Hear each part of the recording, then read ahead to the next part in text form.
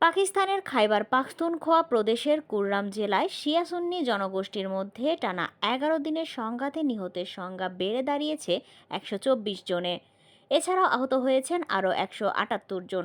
Staff reporter ধানিয়াল Ahmed জানান, রোববার পাকিস্তানি গণমাধ্যম জিও নিউজের এক প্রতিবেদনে এই তথ্য দেওয়া হয়েছে।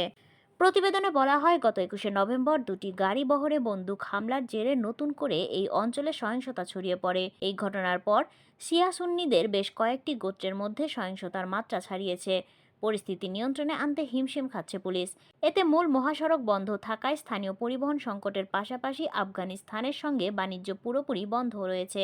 এদিকে চলমান পরিস্থিতি উন্নয়নে দেশটির খাইবার পাখতুনখোয়া প্রদেশের মুখ্যমন্ত্রী আলী আমিন গান্দারপুর সংশ্লিষ্ট কর্তৃপক্ষকে সংঘাতে জড়িতদের কাছ থেকে সব ধরনের অস্ত্র জব্দ ও সশস্ত্র অবস্থানগুলো নির্মূল করার অভিযান চালুর নির্দেশ দিয়েছেন।